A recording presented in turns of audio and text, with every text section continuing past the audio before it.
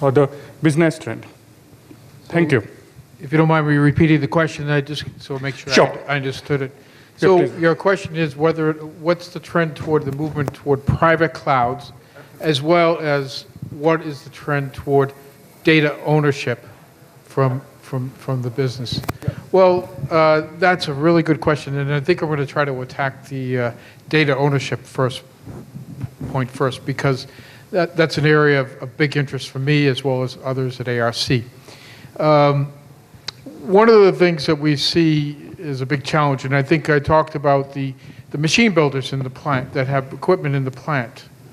They want access to their data coming off the machinery that's in the production line, that's either integrated into a production line or it's a standalone product or something like that. But in general, right now in some industries, I've definitely seen a lot of movement in terms of allowing machine builders to gain access to their machinery and pull the data out so they can provide those services, because the benefit is so big.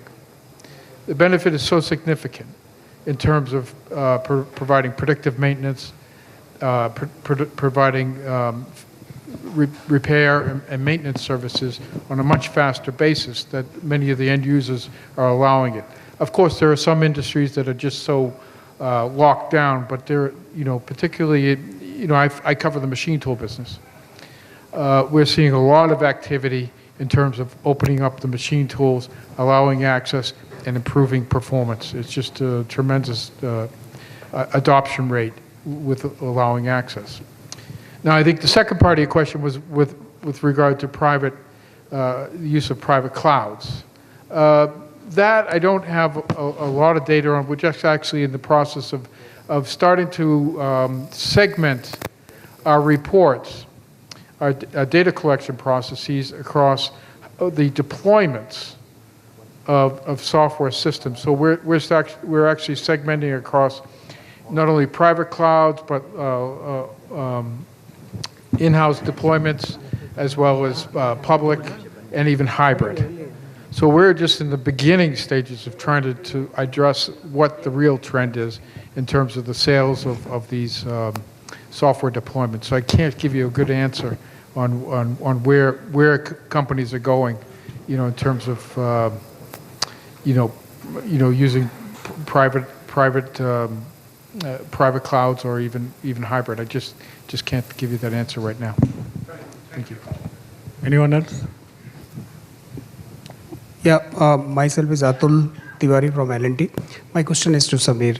So Samir, how you are seeing digital transformation is being perceived by the end clients? I mean, are they having a digital strategy well defined, or they are looking at it and maybe a little medium to long-term journey? Yeah, I mean, from my experience, I am seeing that already automotive end users are early adopters. Most of them, and specifically I'm talking more from the Indian context, already have a digital transformation strategy in place, which could be in some companies 3 years down the line what they want to do totally. They've started step by step, but they already have on that. Some of them are going to do much of the initial part in the first year itself.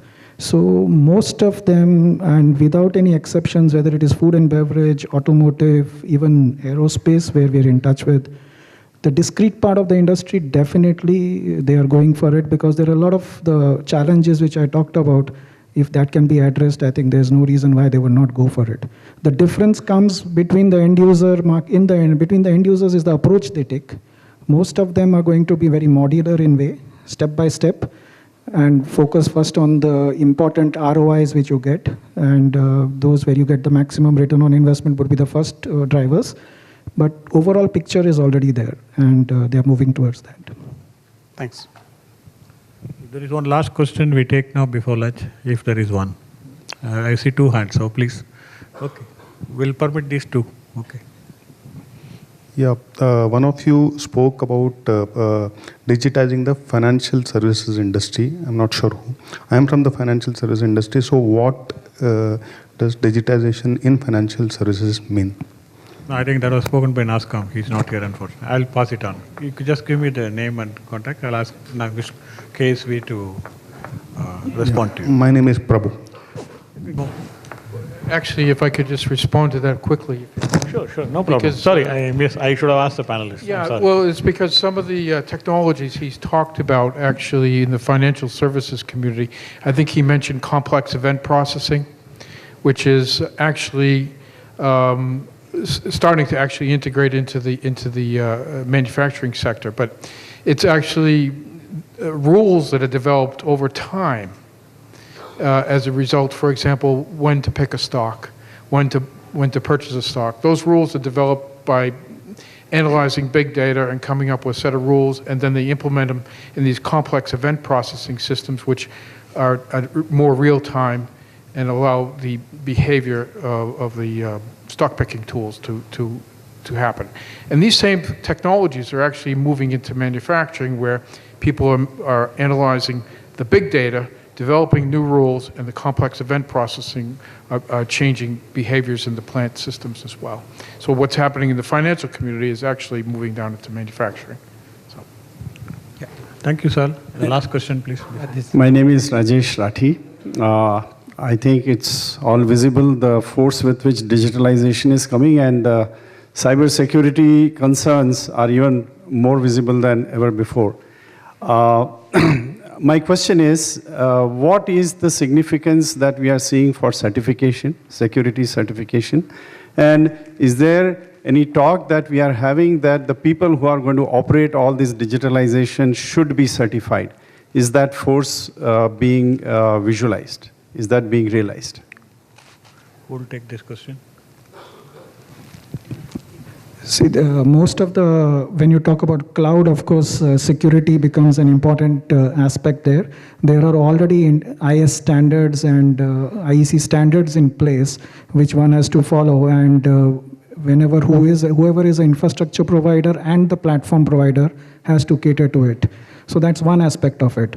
And there you have data in motion, data in standstill. So all there are various aspects of classification of data, and based on that, the standards have already been in place.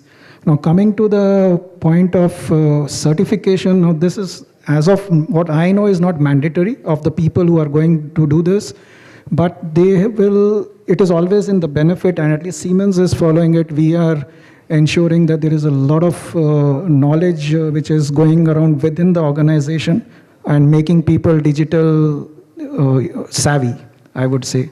And there you go right through the information program, and also have to take some tests online as well as some classroom tests, which also lead to the cybersecurity topic in a big way.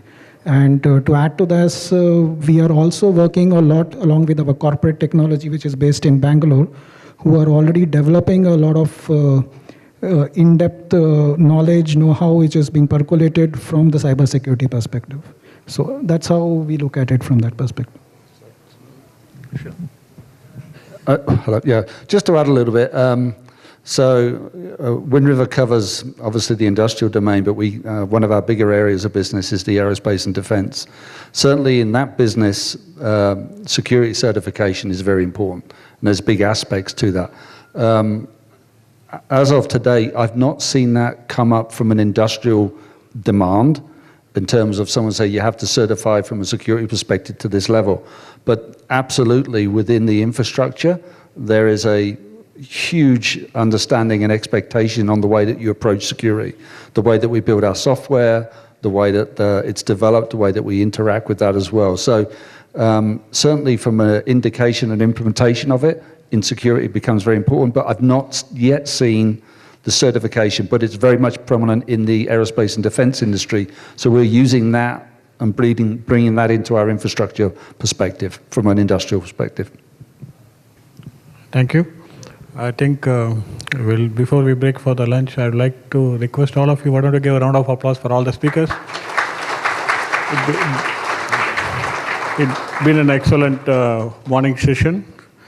And then we will break for lunch now. We'll restart at 2 o'clock sharp. And then please visit the exhibition booths also. And happy to see you all again in the afternoon.